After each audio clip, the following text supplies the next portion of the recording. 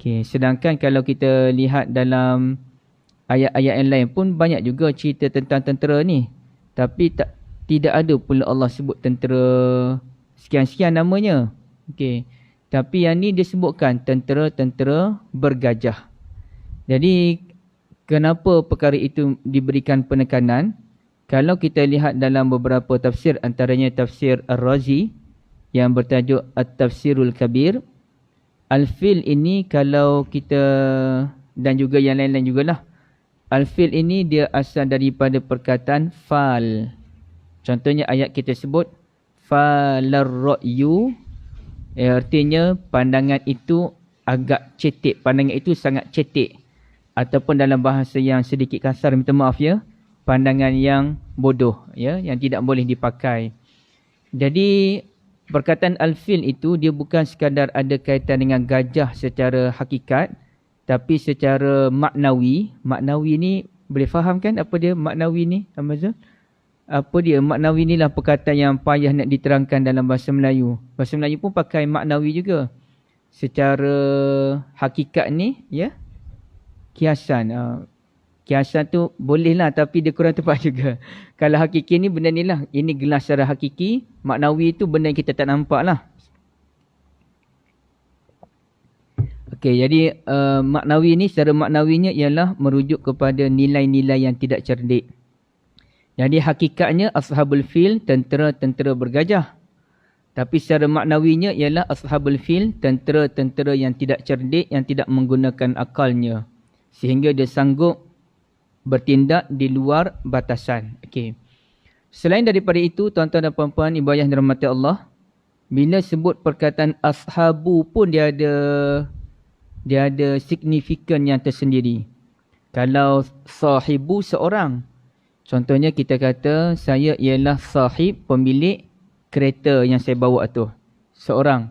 Tapi kalau ramai kita panggil, contohnya dalam surah Yasin, seorang yang menyahut dakwah 3 rasul itu kan, waja'a rajulun min aqsal Madinah, beliau digelar sebagai sahibu Yasin, seorang yang disebut namanya dalam surah Yasin. Tapi kalau ramai dipanggil ashab, contohnya ashabul jannah, inna ashabal jannatin inna ashabal jannati yawma idzin, bukan, Inna ashabal jannatin yawma fi, saya sebenarnya cari surah Yasin tu, benda paling simple. Kalau saya selalu baca inna ashabal jannatin yawma fi, Astagfirullahaladzim, fi syughulin fakihun, satu. Surah Yasin tu apa dia yang atas sekali, baris muka surat yang kelima. Inna ashabal jannati. Kena tengok Quran yang jadi lupa dah benda yang paling simple lah kan. Ya wailana man ba'athana min marqadina hadza ma wa'ada ar-rahman wa sadaqal mursalun in kana inna fal yawma la tuzlamu nafsun shay'an wa la tujzauna illa ma kuntum ta'malun.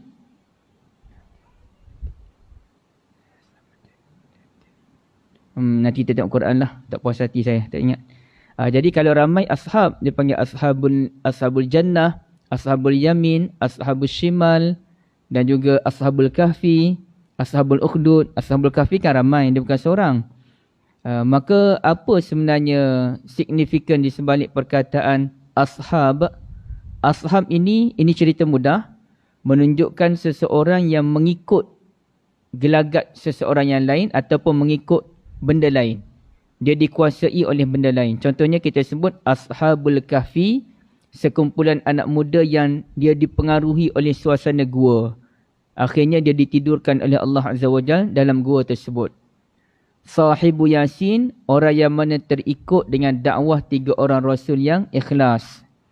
Ashabul ukhdud, orang yang terikut dengan perangai raja yang jahat, dan mereka lah yang menggali parit berapi tersebut. Jadi kalau kita nak kata, dan mesti dia ayat dia begini, kalau orang tu orang yang tinggi kedudukan. Siapa yang tinggi kedudukannya? Nabi Muhammad lah. Nabi Muhammad sallallahu alaihi wasallam. Kita tak kata ayat dia Nabi Muhammad ialah sahabat Abu Bakar.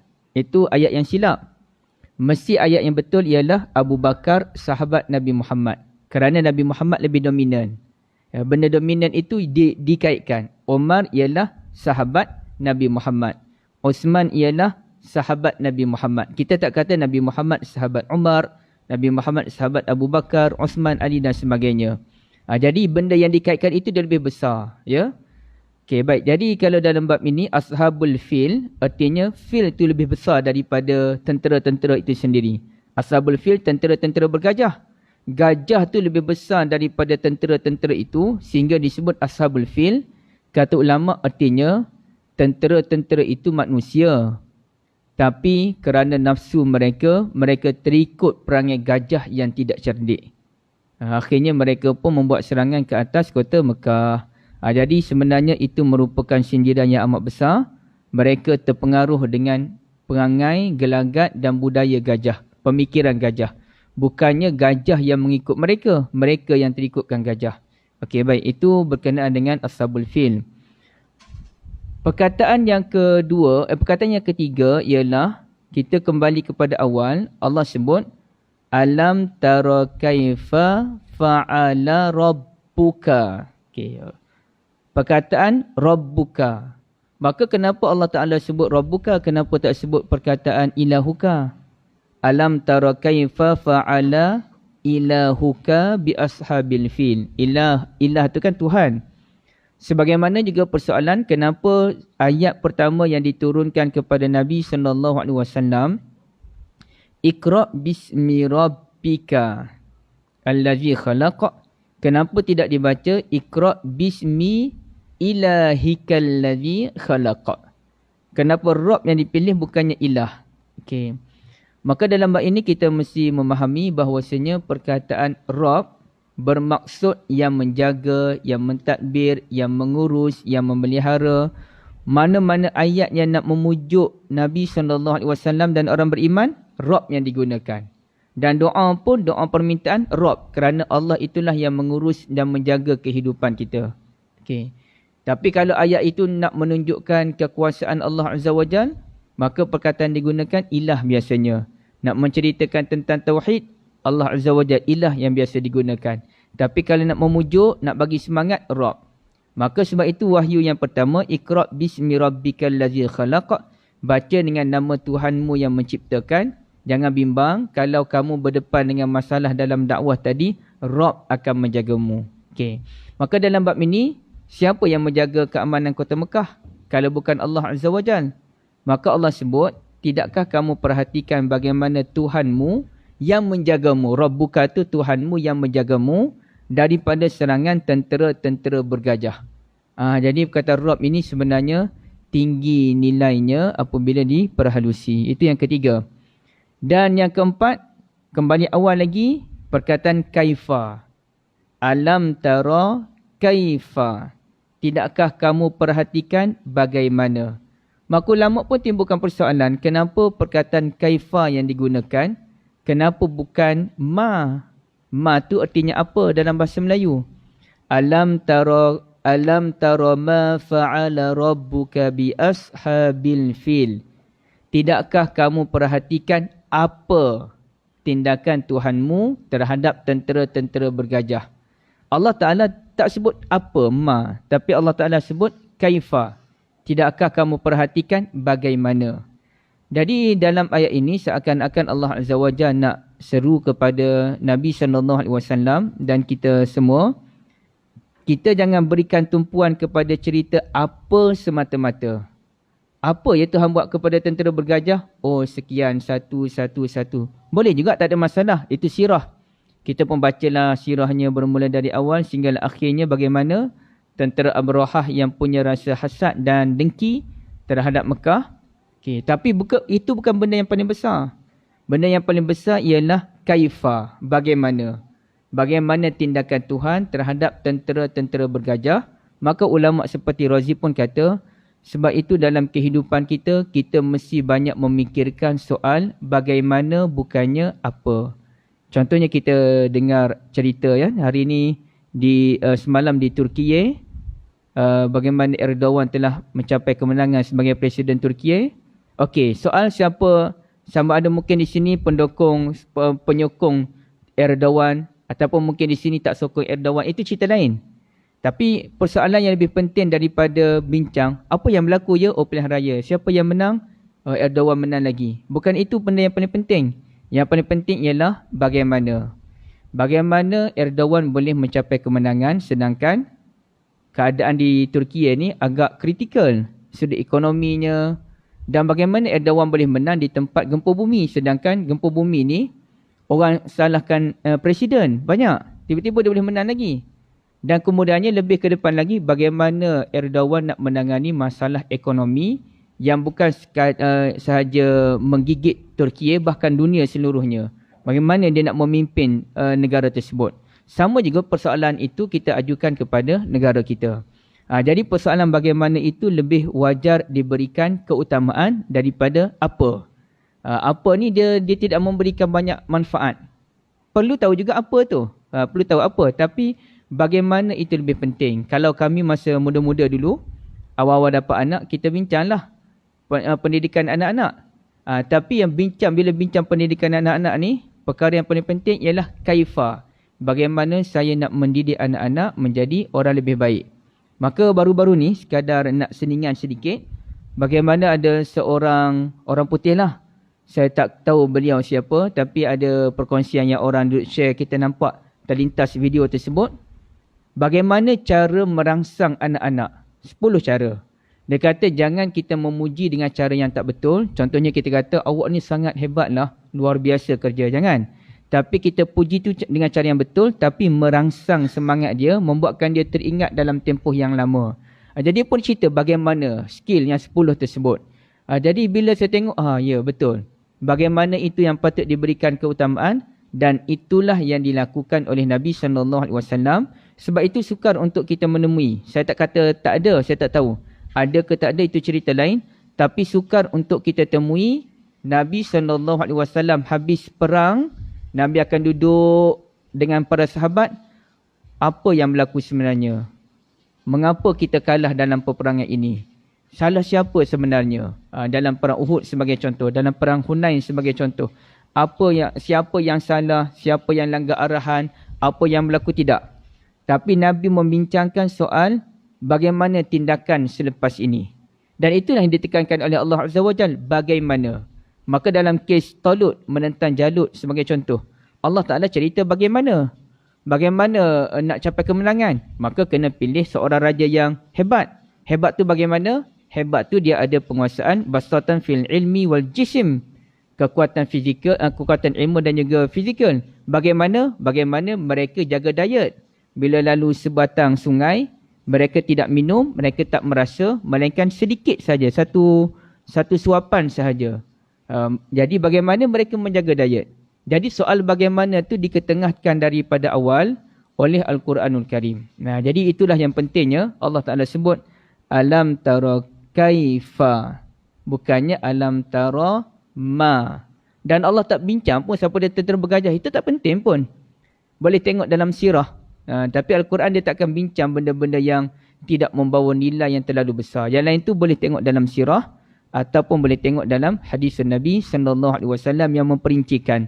Al-Quran hanya memamparkan wawasan-wawasan yang besar. Jadi itu 4 perkara yang penting pada ayat yang pertama. Tidakkah kamu perhatikan bagaimana Tuhanmu bertindak ke atas tentera-tentera bergajah? Dan pada akhirnya, perkara yang kelima dalam ayat yang pertama ini, kita kembali pada yang awal sekali. Minta maaf ya, kali ini kita terbalik. Sepatutnya mula dari awal sampai ke hujung ayat, Ashabul Fil. Tapi kali ini saya bermula dari hujung. Al-Fil, kemudiannya Ashab, kemudiannya kita tengok perkataan Rabbuka, kita tengok perkataan Kaifa. Kali ini Alam Tara pula. Okay. Tara ini artinya lihat. Tuan-tuan dan puan-puan sekalian ya, lihat. Jadi bila kita sebut perkataan lihat, lihat dalam Al-Quran ni ada 3 jenis. Mungkin ada lagi yang lain, tapi dia panggil yang famous lah. Ra'a lihat, basara lihat, nazara pun lihat. Okey. Dia ada ayat ra'aitahum yanzur, saya tak ingat yang ayat awal tu. Tapi dia tengah tu ra'aitahum yanzuruna ilaika wa hum la yubsirun. Ra'aitahum, kamu melihat mereka, yanzuruna ilaika, bahawa mereka melihat ke arahmu, wahum la yubsirun, sedangkan mereka tidak melihat. Jadi itu semuanya beza tu. Ra'a, nazara, yanzuruna ilaika, dan basara wahum la yubsirun. Jadi kalau ra'a ni tengok yang bagaimana, sebagaimana kita lihat. Afara'aita immatta'nahum sinin, ra'a. Kalau satu lagi, kalau nazara, afala yanzuruna ilaika ilal ibili kaifa khuliqat. Okey. Jadi sekarang ni kalau ra'a ni apa dia? Ra'a ni artinya pendapat setelah kita mendapat beberapa kajian ataupun rumusan. Contohnya kita mesyuarat. Ini bukan ra'a ya. Kita mesyuarat sekarang ni kita dah bagi tugasan masing-masing macam mana cara kita nak buat program bagi surau ni sempena bulan Zulhijjah. Jadi apa pendapat tuan-tuan sekalian? Apa yang hasil daripada tuan-tuan dah duduk fikir di rumah masing-masing, mungkin survey tanya-tanya orang ke, mungkin ada yang baca buku ke, mungkin ada yang study apa yang dilakukan oleh surau-surau lain. Jadi hasil kita duduk study benda tu, kita pun keluarkan buah pendapat kita. Itu maksudnya. Itu ra'a. Okay, maka dalam kes ini pun sama. Alam tara, apa yang kamu lihat, tidakkah kamu lihat? Artinya Allah Ta'ala nak minta kita lihat itu dalam keadaan kita mesti ada rumusannya. Bukan tengok kosong. Kita tengok dengan ada kajian, dengan ada dapatan-dapatan yang penting, dengan bertanya kepada orang-orang lama macam mana. Di situlah baru kita dapat memahami kaifa.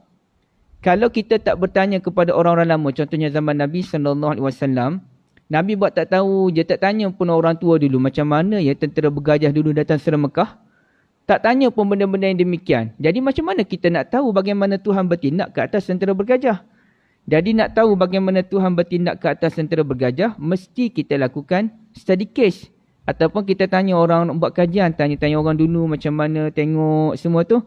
Oh, barulah kita ada buah fikiran kita sendiri. Macam tu rupa-rupanya.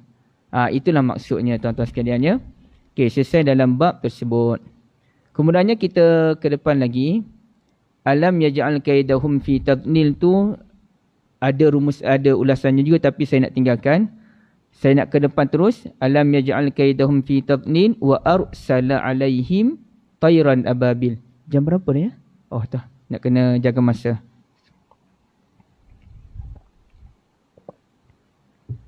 Dan kami utuskan ke atas mereka burung-burung ababil. Satu silap faham yang telah kita warisi tanpa kita sedari ialah kita tu bukan tuan-tuan dan puan-puan semestinya ya. Saya sebut kita tu secara umum. Umat Islam di Malaysia mungkin. Bahkan di luar negara. Dengan kita menganggap adanya burung bernama ababil. Ya. Sehingga kan dalam Google, saya pun pernah Google juga. Ada seorang Arab, dia pegang seekor burung. Dan dia kata inilah burung ababil. Tayran ababil. Jadi ini merupakan satu, rupanya skamer ni bukan di Malaysia je. Tapi memanglah skamer di mana-mana pun ada. Arab pun skamer juga. Sebenarnya tidak ada burung bernama burung ababil. Jadi habis tu tidak ada burung bernama ababil. Kan Al-Quran terang-terangan sebut wa arsala alaihim tayran ababil. Kami dah utuskan kepadamu burung ababil. Maka kita menjelaskan ababil tu bukan nama burung. Itu bermaksud, ababil ni bermaksud formasi burung itu menyerang tentera bergajah. Bukannya nama burung itu ababil. Burung-burung ababil tidak ada burung nama ababil. Kecuali kita tangkap seekor burung apa-apa kita namakan dia ababil. Bolehlah. Sekarang ni ababil bererti formasi ataupun strategi burung tersebut menyerang tentera-tentera bergajah. Maka ulama pun bahas panjang apa maksud ababil. Ada ulama yang menyatakan mufassir, ababil ni artinya burung yang datang dalam formasi yang tersusun bagaikan anak-anak panah yang disusun dengan baik dalam bekas dia, busur dia tu. Jadi seorang pemanah tu dia susun baik-baik anak panah dia tu, nanti barulah dia lepas satu-satu. Okey, baik. Itu yang pertama, maknanya formasi yang tersusun. Kemudiannya ulasan yang kedua yang mana saya kira ulasan ini semuanya boleh diterima pakai. Formasi yang tersusun itu asasnya Ulasan yang kedua, ababil bererti burung yang datang yatbi'u ba'duhum ba'da, yang datang berturut-turutan. Mula-mula satu kumpulan datang, lempar tentera bergajah dengan batu berapi. Baru datang satu kumpulan yang ramai itu, datang pula kumpulan yang kedua. Berturut-turutan. Tanpa sempat tentera gajah itu nak berhenti, nak tarik nafas pun, serangan itu datang berturut-turutan. Sehinggalah akhirnya, semuanya jadi seperti daun yang dimakan oleh ulat. Ya, berlubang-lubang badan mereka. Itu ulasan yang kedua. Ulasan yang ketiga menyatakan, ababil bererti serangan burung yang datang daripada pelbagai arah. Yang datang dari pelbagai arah. Ibaratnya utara, selatan, timur, barat, datang semua sudut. Sehingga menyebabkan mereka tak mampu melepaskan diri daripada serangan tentera-tentera burung tersebut. Jadi itu maksud ababil. Justru Allah Ta'ala memberikan penekanan tentang perkataan ababil itu untuk menjelaskan soal kaifa tadi. Kaifa, bagaimana tentera bergajah boleh dikalahkan. Bagaimana Allah Ta'ala menjaga keselamatan dan keamanan kota Makkatul Mukarramah, iaitu dengan serangan yang berformasi ataupun berstrategi yang ababil. Artinya umat Islam nak mencapai kemenangan, mestilah umat Islam ada strategi dan formasi yang betul. Bukannya kita ikut dan je. Kalau kita ikut dan je, macam mana kita nak mencapai kemenangan tersebut? Macam orang berniaga, ikut dan je berniaga macam mana pun, tak boleh lah. Mestilah ada strategi, berniaga tu macam mana, cara kempennya macam mana, pemasarannya macam mana. Siapa yang bertanggungjawab ni, ambil orang yang baik-baik, yang soleh, yang belajar dalam bidang syariah, nak jaga marketing. Pening lah kawan tu ustaz nak jaga marketing. Macam ibarat tuan-tuan suruh saya jaga marketing, memang lingkup lah boleh, tapi lingkup lah lepas tu. Tak mampu menghasilkan apa-apa pulangan pun. Nak tak nak, mesti cari orang yang memang belajar dalam bidang marketing, ataupun orang yang pick up kepalanya dalam bidang marketing. Dari kecil lagi dia biasa dah bab meniaga ni. Barulah dia boleh pergi jauh. Begitu juga kalau susunan pun, kalau kita menyusun, kita pilih orang yang pemurah, yang jenis baik, yang jenis mudah tersentuh hati, jadi bendahari surau. Kacau lah, orang datang minta derma bagi, orang datang minta derma bagi. Sebab pengerusi pun jenis baik, bendahari pun jenis baik. Padahal nak jadi pengerusi dan bendahari ni mesti hati kering sebab skamer ramai. Kalau betul yang datang meminta bantuan tu orang yang susah betul, kita boleh bincang ni penipu pun ramai juga. Maka mestilah orang yang kedekut, tetapi bukan kedekut, orang yang berhemat untuk menjadi bendahari. Artinya ada formasinya. Di peringkat negara lagilah berat, di peringkat dunia lagilah berat. Untuk mencapai kemenangan mesti ababil. Itu kaifa yang diketengahkan oleh Allah Azza wa Jal. Jadi perkataan yang dipilih oleh Al-Quran ni artinya bukan perkataan yang biasa-biasa. Dia ada hikmah yang tersembunyi. Kembali kepada kaifa yang saya lupa nak jelaskan tadi. Kaifa umat Islam nak jadi umat yang baik. Dan kenapa Allah guna kaifa, tak guna ma, tak guna man. Allah Ta'ala nak ajar kita berikan tumpuan kepada benda yang penting. Jangan berikan tumpuan kepada benda-benda yang remeh-temeh. Contohnya apa tuan-tuan sekalian? Benda umat Islam ni kadang-kadang dia suka sangat benda yang remeh-temeh. Ini tak mengata sesiapa ya. Ini secara umum. Ini secara umum, kita sebut ini sebagai satu ingat-ingatan untuk diri sendiri. Bukan nak mengata orang macam kita baik sangat. Tak, bukan. Kita sekadar nak berkongsi. Contohnya raya yang lepas. Dah bincang dari awal lagi. Raya nak hari Jumaat ke hari Sabtu? Jumaat ke Sabtu? Orang dah kata raya hari Sabtu. Nak juga hari Jumaat. Nak juga suspend tu biar hari Jumaat jadi macam tahun lepas. Akhirnya kita lebih suka membincangkan raya ni Jumaat ke Sabtu. Tanpa kita membincangkan kenapa kita nak sibuk bincang pasal raya ni. Sepatutnya kita bincang apa yang pun kita buat di akhir-akhir Ramadan ni. Kalau jatuh hari Jumaat, Allahu Akbar, macam mana aku ni? Mestilah pada Rabu malam terakhir tu, Rabu malam ialah solat tarawih yang terakhir. Aku nak buat apa dalam malam yang terakhir ni? Tapi tumpuan kita lebih kepada raya. Kalau raya Jumaat, tak sempat buat rendang ni. Itu tumpuan dia. Jadi saya pun heran kenapa kita sibuk dengan benda yang kita tak ada kelayakan. Yang ada kelayakan ialah badan autoriti dan juga pemutus kuasanya raja-raja. Tapi semua orang nak masuk campur dalam benda yang dia tak mampu. Dia katalah Jumaat macam mana pun. Katakanlah umat Islam 1 juta orang kata Jumaat raya. Tak memberi kesan apa-apa. Tetap badan autoriti dan sultan yang akan membuat keputusan. Jadi di sini tuan-tuan sekalian, sepatutnya kita tinggalkan persoalan yang tidak memberikan keuntungan. Bahkan kita tak mampu pun buat apa-apa. Serahkan, kita fokus kepada perbincangan lebih penting. Baik. Seterusnya tuan-tuan, ibadah dan rahmat Allah. Warsala alaihim tayran ababil. Tarmihim bihijaratim min sijil. Mereka melemparkan tentera bergajah tu dengan api yang panas membara. Ada yang kata api tu daripada neraka, tapi tak tepat lah ya, tak tepat. Kerana kalau sebiji je batu neraka jatuh ke muka bumi, hancur dah bumi. Ya. Jadi bukan batu neraka, tapi batu, wallahualam, batu panas daripada mana. Faja'alahum ka'asfim ma'kul. Pada akhirnya barulah mereka menjadi seperti daun-daun yang dimakan oleh ulat berlubang-lubang. Dan akhirnya semuanya binasa oleh tentera-tentera burung tersebut. Wallahualam, sebelum kita menutup perbincangan ni, mungkin ada sedikit persoalan. Silakan.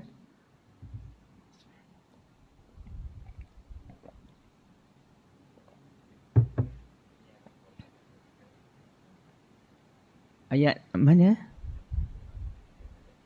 Tak apalah. Maksudnya kita bukan nak tafsir semua. Kita hanya nak melihat beberapa sudut sahaja.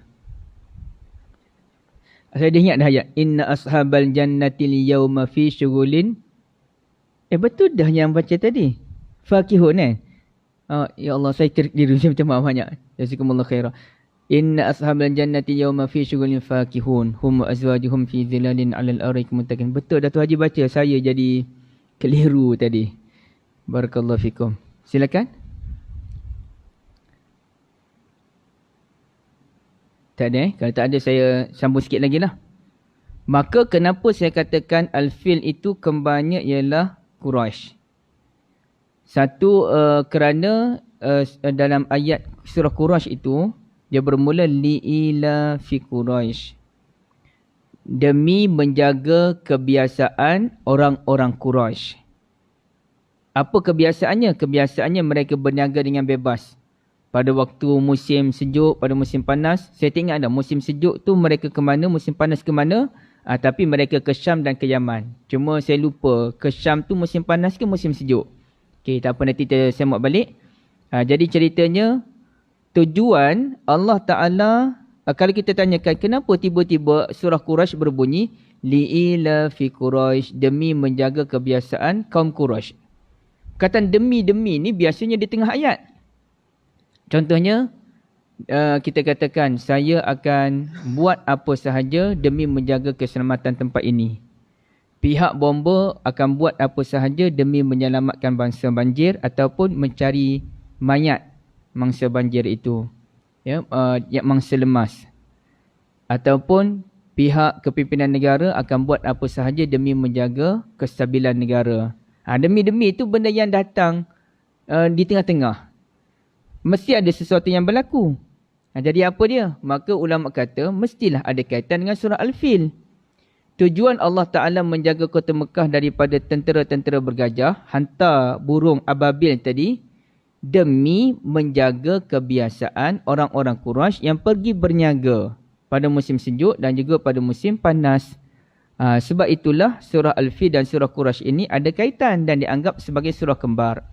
Sehingga kan ada Umar bin Al-Khattab ke ataupun Umar bin Abdul Aziz, saya lupa, rahimahumullah, yang mana mereka membaca, yang mana salah seorang daripada mereka ni membaca surah Quran Al-Fil dan Quraisy secara bersambung tanpa dipisahkan dengan Bismillahirrahmanirrahim.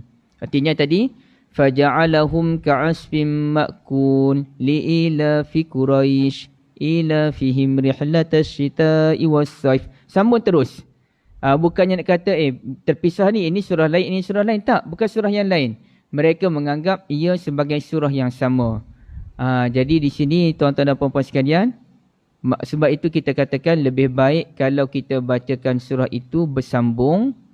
Ataupun kalau kita tak bersambung pun, jangan kita cari surah yang ada kaitan. Okey, contohnya Alam Tara dengan Iza Ja'a Nasrullahi wal Fath, okey, dia ada kaitan. Tapi kalau kita ambil Alam Tara Kaifa, tiba-tiba kita baca kuliah, itu tak ada kaitan.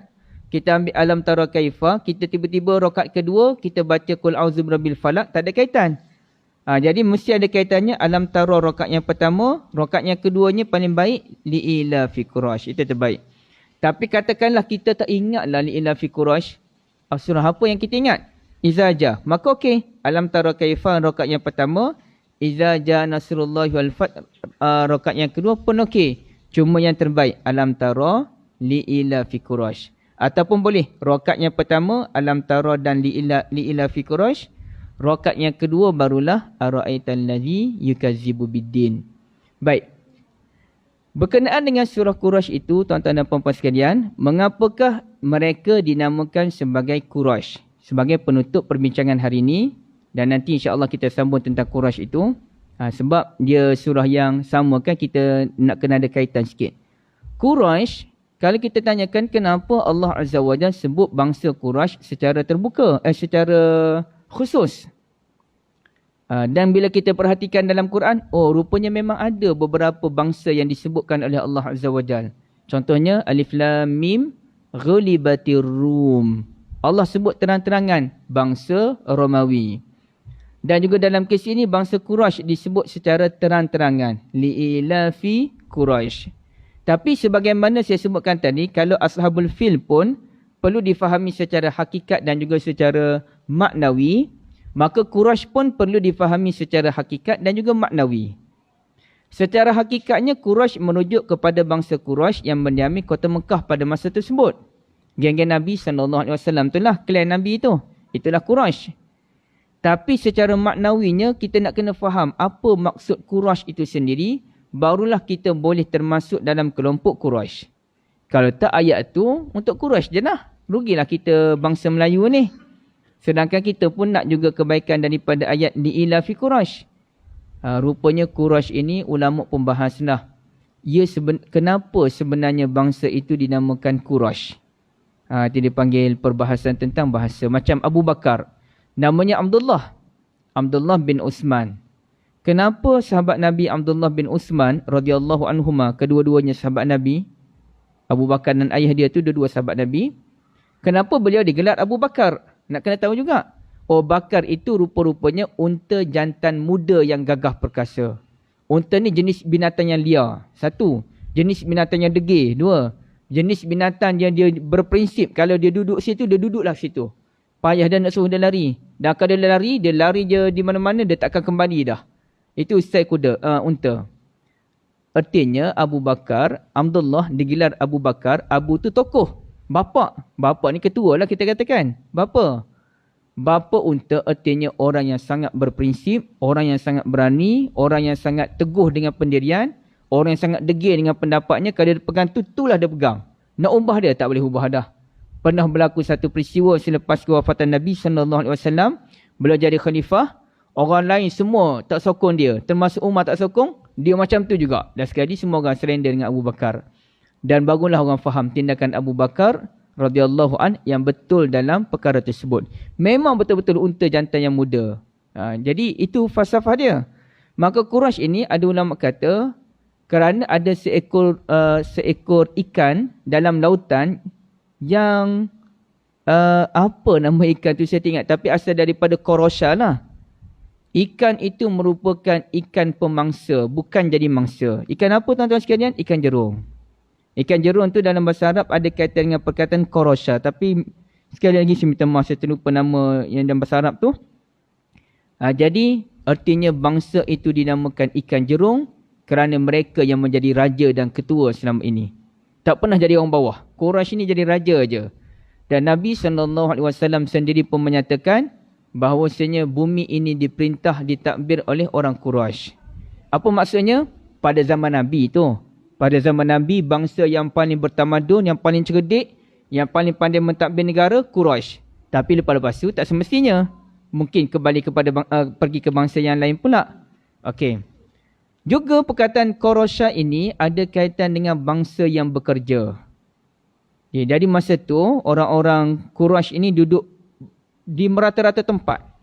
Setelah Nabi Ibrahim AS bina dan Nabi Ismail secara khususnya AS membina penempatan di kota Makkahul Mukarramah tu, maka anak-anak beranak dia lah jadi ketua turun-temurun di situ. Kemudiannya mereka ni mula berpecah-pecah dah cari kehidupan di tempat lain. tidak betul-betul duduk di kawasan Kaabah tu. Duduk berpindah sana, berpindah sini, sehingga kan datuk Nabi yang bernama Qusay. Qusay itu bukan nama ya. Banyak nama tok-tok Nabi ni bukan nama yang betul. Abdul Muttalib nama sebenarnya ialah Syaibah. Hashim, moyang Nabi tu nama sebenarnya Ammar. Semua ada falsafah tu kenapa beliau digelar Hashim, kenapa beliau digelar Abdul Muttalib sedangkan namanya Syaibah. Syaibah ni artinya orang yang beruban, ataupun kenapa pula sekian-sekian. Jadi ada seorang tok Nabi ni dibawa dia anak kepada Kilab. Kilab, setelah Kilab meninggal dunia, dia dapat anak nama Qusay yang kecil. Isterinya telah berkahwin lain. Isteri Kilab tu telah berkahwin lain dan suami dia pun bawa pergi ke tempat yang lain. Jauh pergi. Ibaratnya kalau dia tinggal di Bukit Jalil, lepas kahwin tu dia pergi ke Pulau Pinang, jauh. Jadi jauh. Qusay ni sepatutnya bila besar nanti dialah yang jadi ketua menggantikan Kilab, ayah dia. Tapi dia dah dibawa jauh dah. Sehinggalah bila dia besar, si anak itu kembali semula ke Mekah dengan tujuan nak meneruskan kepimpinan bapa dia. Sebab dia ketua, dia jiwa ketua dia tinggi. Dia tahu apa yang boleh dia buat dan dia tahu dia layak untuk jadi ketua. Kalau dia tahu dia layak jadi ketua, dia ada vision, tak apa dia minta jawatan ketua pun. Dan bila dia kembali ke Mekah, dia comeback ke Mekah, orang terkejut dengan kedatangan anak Kilab ni. Orang mula memanggil, mana orang gembiralah dengan kedatangan anak Kilab. Boleh jadi ketua yang menyatukan orang Quraisy yang telah berpecah belah ni. Yang duduk sana, yang duduk sini, yang bertaburan. Mereka memanggil anak itu sebagai Qusay. Qusay asal daripada perkataan Qaswah. Al-Masjidil Aqsa. Kenapa masjid itu dinamakan Al-Aqsa? Sebab masjid yang jauh. Qusay ni artinya anak yang dibawa jauh. Bukan Qaswah je, saya silap. Perkataan Qusay ini, Qaswah tu artinya dibawa jauh. Jadi kerana dia dibawa jauh oleh ibunya setelah berkahwin lain, dia bawa kembali semula. Itu Qusay. Jadi ceritanya orang Arab masa tu dia mula berpecah, duduk tempat lain-lain. Kemudiannya, tuan-tuan sekalian, barulah mereka pun datangnya pemimpin seperti Qusay itu, datang satukan mereka balik. Mesti duduk di Mekah kita bina. Mekah ni bumi yang bertamadun. Mekah ni ibu kotanya, kenapa kita nak lari ke tempat lain? Maka di situlah mereka pun boleh berkumpul di situ kan. Okey. Kemudiannya, setelah mereka berkumpul di Mekah, mereka mesti membuat sesuatu untuk membina kota Mekah. Antaranya mesti berniaga. Di situlah mereka pun mula pergi ke Yaman, mereka pergi ke Syam, pergi ke merata tempat untuk berniaga. Bukan sahaja berniaga, bahkan meramaikan kenalan-kenalan mereka, yang mana bila mereka jadi ketua nanti, mereka dah ada kenalan daripada pelbagai negara dah. Kenalan korporatnya, kenalan yang bakal jadi pemimpin negara satu masa nanti, dah ada dah view tu. Mereka dah biasa melihat bagaimana budaya lain, pemerintahan negara lain macam mana. Duit yang mereka dapat daripada Yaman, Syam, macam-macam mereka meniaga tu, mereka kumpulkan semuanya di kota Mekah. Perbuatan bekerja di merata tempat, kemudiannya kumpulkan hasil kekayaan di kota Mekah, itulah namanya Qurasha. Maka mereka dinamakan sebagai bangsa Quraisy kerana mereka bangsa yang bekerja ke merata tempat, mengumpulkan hasil kekayaan untuk negara mereka. Jadi di sini artinya, kita juga boleh menjadi bangsa Quraisy apabila kita bekerja di merata tempat, tapi tujuannya membina negara kita sendiri. Sebagaimana ya, rakyat Malaysia pun berapa ramai duduk luar negara yang kerja dengan pendapatannya tinggi. Tapi artinya hasil daripada kekayaan yang mereka miliki, mereka mesti ada sumbangannya terhadap negara kelahiran mereka sendiri. Itulah bangsa Quraisy. Jadi Allah Ta'ala nak sebut, kita boleh mendapat bantuan daripada Allah apabila kita menjadi bangsa yang bekerja dan bangsa yang berusaha. Tapi kalau kita sendiri buat tak tahu je, macam mana Allah Ta'ala nak bantu kita? Jadi itu mustahil. Allah Alam, kita berhenti di sini dengan kita mengambil betul-betul pengajaran tadi.